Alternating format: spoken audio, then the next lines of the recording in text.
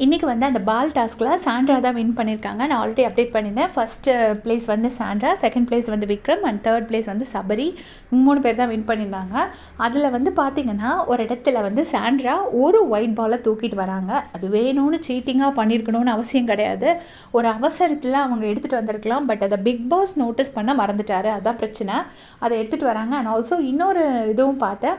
கொஞ்சம் அந்த ஓட்டைக்குள்ளே கொஞ்சம் தேடி ஒரு பால் எடுக்கிறாங்க.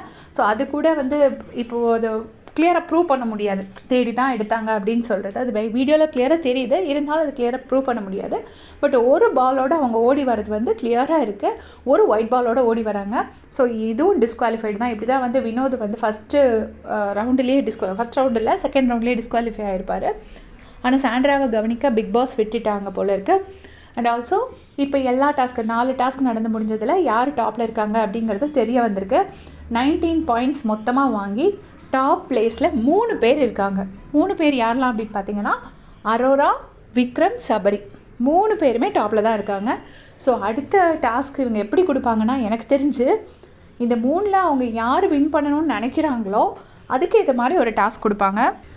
3 பேருமே நல்லா பேச தெரிஞ்சவங்க தான். சபரியோட பேச்சு திறமையை அந்த கோர்ட் டாஸ்கில் பார்த்தோம். விக்ரமும் கோர்ட் டாஸ்கில் சூப்பராக பண்ணியிருந்திருப்பாரு. அரோரா கேட்கவே வேண்டாம். அவங்களோட ஆர்டிகுலேஷன் ஸ்கில்ஸ் எல்லாம் செம்மையாக இருக்கும்.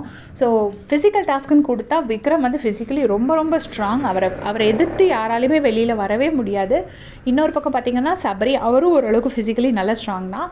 ஆனால் இவங்க 2 பேர்த்த விடையும் நேற்று என்டியூரன்ஸில் வந்து அரோரா பிச்சு உதறியிருப்பாங்க. ஸோ இதில் யாரையுமே அண்டர் எஸ்டிமேட் பண்ண முடியாது.